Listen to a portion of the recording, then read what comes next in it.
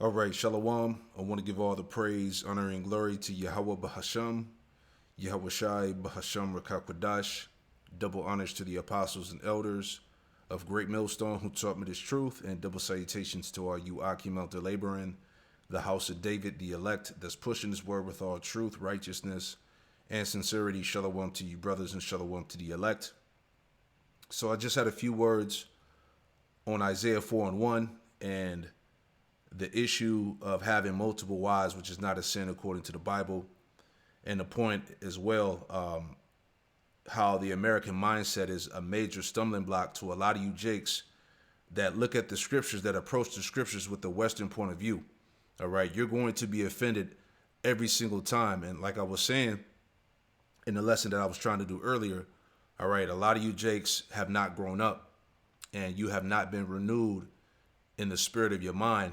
All right, again, this is Romans 12 and 1. It says, I beseech you, therefore, brethren, by the mercies of the Most High, that you present your bodies a living sacrifice, wholly acceptable unto the Most High, which is your reasonable service. This is why we out there on the highways and hedges, making our bodies a living sacrifice. All right, teaching His word, putting up that, that holy, righteous sacrifice. Verse 2, it says, and be not conformed to this world. See?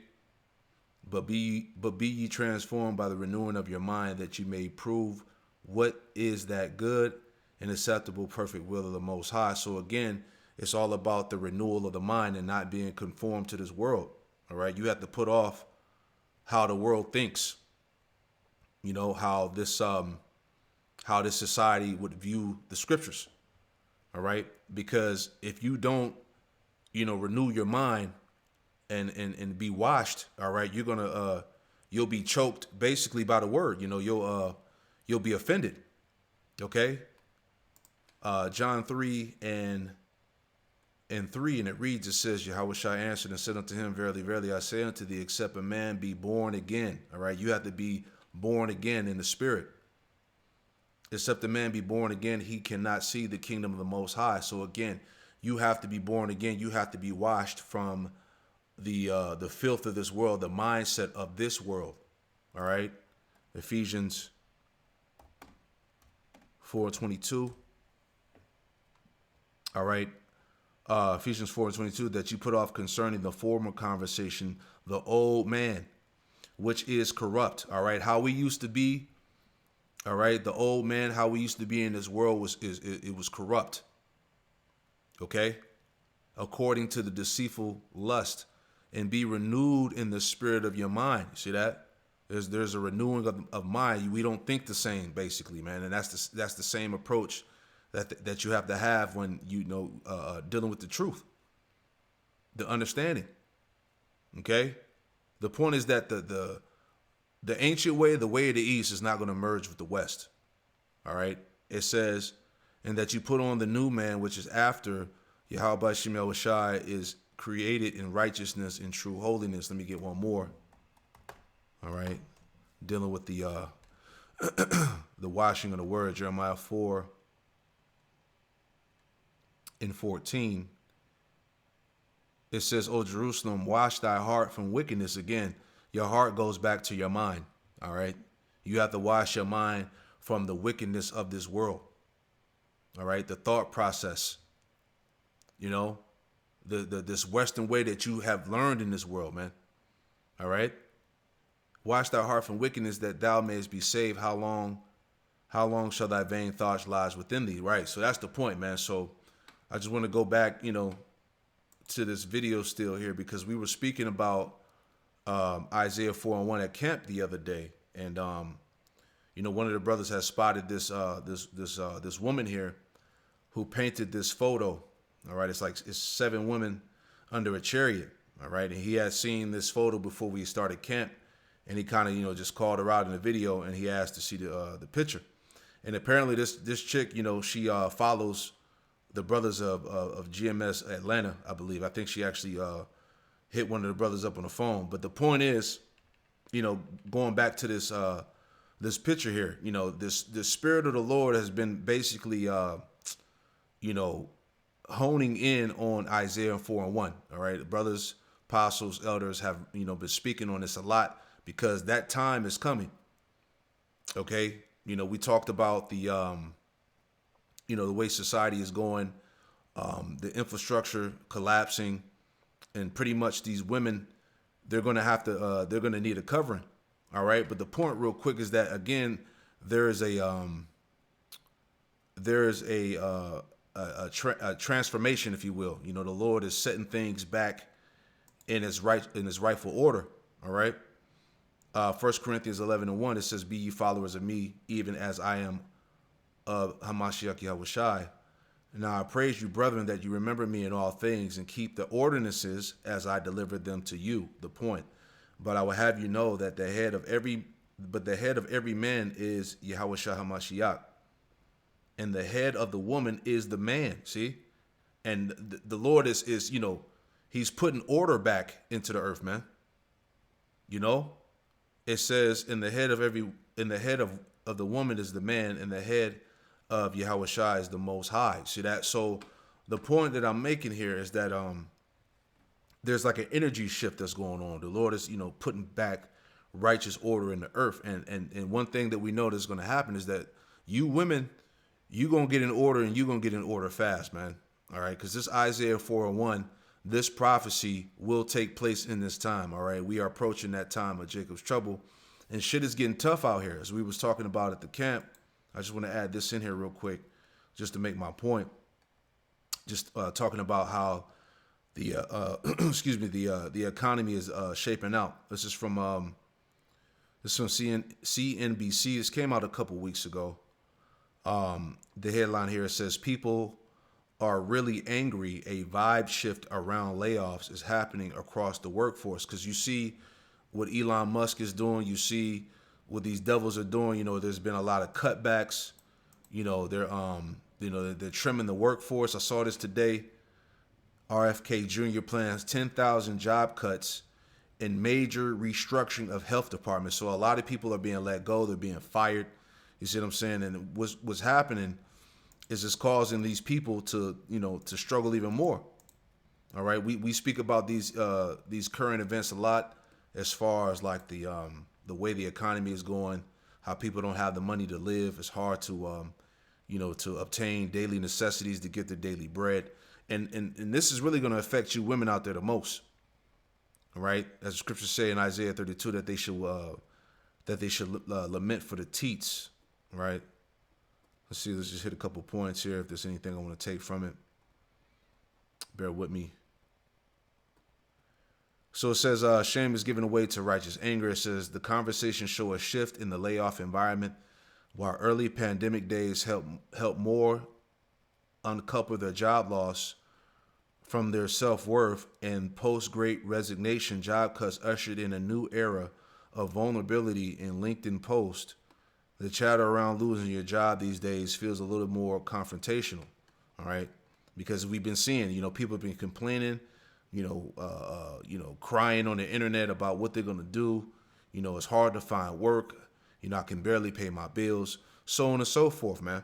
So the fact that the point that I'm making is that we're coming into the time where these women are going to be pretty much through and through. All right. And that's why the Lord, as he said, the men are the prize. Right. I was thinking about that, too. Not to ramble. Right. But this is Isaiah 13:12. I was thinking out loud. This is Isaiah 13:12. It says, "I will make a man more precious than fine gold." And that man is a righteous man. Okay. As brothers been doing lessons and doing videos and whatnot, a man of the Lord is his value is getting ready to skyrocket in these times, man. Because what's going to be of value in that time of total chaos is this wisdom, knowledge, and understanding. Isaiah 33:6. Okay. Wisdom and knowledge should be thy stability of thy times, man. All right. So that's what's going to matter the most. All right. When these things hit the fan. All right. Isaiah 13:12. "I will make a man more precious than fine gold, even a man than the golden wedge of Ophir." And that just shows you, it shows you how valuable, a man is going to be in that time, man. Is the point. All right. A man of the Lord, a righteous man. All right, Isaiah 32. All right, Isaiah 32 and 1. Behold, a king shall reign in righteousness, and princes shall rule in judgment. Verse 2, it says, and a man shall be as in hiding place from the wind. All right, that wind represents the calamity. All right, the time of danger. Okay, these things that have been sanctioned to come down upon America, man. The judgments, Jacob's trouble, famines, plagues, right? It says, and a man shall be in hiding place, meaning a covering from the wind and a covert from the tempest, as rivers of water in a dry place, as the shadow of a great rock in a weary land. You see that? So that man of the Lord is going to be that covering to that woman in that time. All right. Isaiah 4 and 1 is going to come in real heavy in these times, man. Okay. Like I said, let's go ahead and read it real quick. All right. Isaiah 4 and 1. Excuse me. Isaiah 4 and 1, it says, in that day, 7 women shall take hold of one man. That number 7 represents completion. All right. It can be anywhere from 7 women to 20, you know, however it may fit. But we understand the value of that righteous man in that day. 7 women are going to take hold of one man, saying, we will eat of our own bread and wear our own apparel. Only let us be called by thy name to take away our reproach. You see that? So these women in that time, all right, they're gonna desire to have that covering from you. You see? Because in that time, we believe that it's going to be known, all right, it's going to be known, it's going to be seen who the spirit of Yahweh Shemel Shai is dealing with in that time, man. Women are going to know that, all right? So these things are definitely going to take place, you know, soon to come, right? And that's why we thought this was, super spiritual when she brought this up, because we were speaking about the prophecy and then she brought that up. So every time we speak on things at camp, the Lord will always bring forth an example. All right. But the point I want to get into real quick, again, speaking about the that Western point of view. Right. Let me pull this up. OK, so this is marriage in ancient Rome. I had this in my notes. I wanted to pull this up on the screen as well. But it says marriage in ancient Rome. It says marriage in ancient Rome was a fundamental institution of society and was used by Romans primarily as a tool for interfamilial alliances. All right. What does that mean? It says a marriage of state is a diplomatic marriage or union between two members of different nation states internally between two power blocks, usually an authoritarian societies, and is a practice which dates back to ancient times, as far back as early Grecian culture, see, and Western society, all right, where these families intermingle, these powerful families intermingle, right? But it says the institution of Roman marriage was a practice of marital monogamy. See that? It says Roman citizens could have only one spouse at a time in marriage, but were allowed to divorce and remarry. So it says, so pretty much what we're reading here is, having one wife, in this society, marriage in today's society, this is a Western philosophy. Okay, this is not of our culture, is the point. You see, this is a Western philosophy, right? Because I got this pulled up here. This is out of the Zondervan Bible Dictionary. This is under the word family. Now check this out. All right. So it says, let me make it a little bigger. All right. Because this is the difference between, the ancient way and the way of the West. It says, this is the definition of family. It says the concept of the family in the Bible differs from the modern institution. What is the modern institution? What we just read here. All right. This Western way of monogamy. All right. Having one wife, one woman. Right. It says the concept of family in the Bible differs from the modern institution. The Hebrew family was larger than families today. including the father of the household and his parents, if living, his wife or wives. See that? All right, this is part of our culture. It wasn't just one wife, man. All right, it says his wife or wives and children and his daughters and sons-in-law, slaves, right? We had slaves. All right, and we're going to have slaves in the kingdom too. All right, Isaiah 14. All right, we're going to take captives whose captives we were, and we're going to rule over our oppressors, right? It says, in sons-in-law, slaves, guests, and foreigners under his protection. It says, marriage was arranged by the father of the groom in the family of the bride, for of whom dowry or purchase of money was paid to her father. Yeah, Genesis 24, you could read about that, going into pretty much how Abraham, sent his servant to find a wife for his son Isaac, right?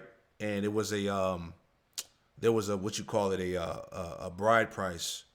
Pretty much, it was a marriage contract made between, the families, with money and gifts. So back then, there was no dating. All right, this was the structure back then. It says polygamy and concubinage were practiced, right?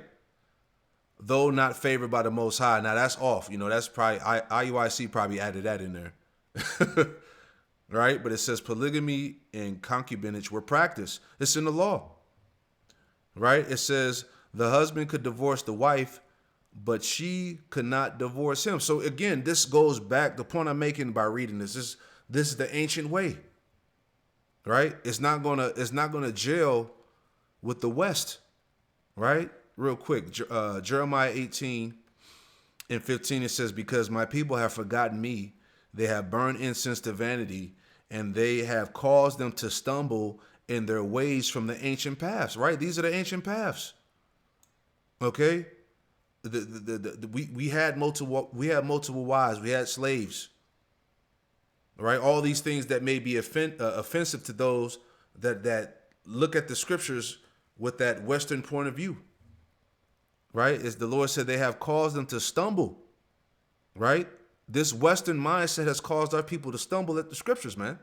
Has caused them to become offended, to fall away, and caused them to stumble in their ways from the ancient paths, to walk in paths in a way not cast up, which is pretty much this, this American way, right? And this is the reason why, again, why relationships are failing, right? Marriages and all of that, because we're not operating in our true customs, man. Remember, we're in captivity. We can't keep the laws holy as we should, right?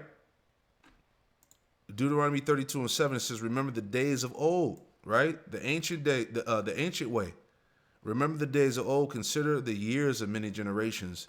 Ask thy father, and he will show thee, thy elders, and they will tell thee, right? So you got to consider the ancient way. All right, this way ain't it. All right, because using that logic that having multiple wives is a sin, right? So I guess, our forefather Jacob, he had 4 wives. He was going off, right? To bring about the 12 patriarchs of Jacob, his sons. He had 4 wives. King Solomon had many wives, right? And see, King Solomon, he didn't go off by having many wives. He went off because he was worshiping, the gods of those of his heathen wives, right? His heart fell away from the Lord. Let me get that real quick, just thinking about that. King David had many wives, This 1 Kings 11:3, it says, I'll start up. Well, here we go. 1 Kings 11:3 says, and he had 700 wives, princesses, and 300 concubines, and his wives turned away his heart. See? It says, for it came to pass when Solomon was old, that his wives turned away his heart after other gods. That's what happened. That's how Solomon went off. Okay, he wasn't going off by having multiple, wives and concubines. He went off because his heart was turned after other gods. It says, and his heart was not perfect with the Lord, Yahweh Shem Yahushua, his power, as was the heart of David, his father. You see that? It says, for Solomon went after Ashtoreth, the goddess of the Zidonians, and after Milcom, the abomination of the Amorites. All right, so we get that. You see what I'm saying? So it's it's too many examples. Let's get another one, man. All right, spoke about David, right? You know, just giving you some quick examples. All right. 1 Samuel 5:13. And it reads, it says, and David took him more concubines and wives out of Jerusalem after he had come from Hebron. And there were yet sons and daughters born to David. All right, so David, all right, had sons and daughters that were born from heathens. Right? Was David going off? And these be the names that were born unto him in Jerusalem, Shammua and Shobab and Nathan and Solomon. Ibar also Elisha and Nepheg and Naphia and Elishama and Elidia and Eliphiat, if I'm pronouncing that right, Salakia. All right, so we get the point. You know, so having multiple wives, again, is not a sin according to the Bible, man. All right, we have those examples. All right, remember, as I said, you know, the Lord is putting things back in order. You know, you women are getting ready to fall in line, man. Yeah, so that's pretty much the point. You know, Isaiah 4:1 is definitely, you know, going to come into effect in this time as we see that shift that's going on in society. You know, scriptures talk about that in Isaiah 24, that there should be a crying for wine in the streets. The mirth of the land should be gone. You know, things are going to get worse. And, you know, that's the prophecy, man. Those women, they're going to need that covering from a righteous man. So, you know, I was just thinking about that, you know, just some thoughts. You know, I pray this quick lesson was edifying. Shalom to the next one. Shalom.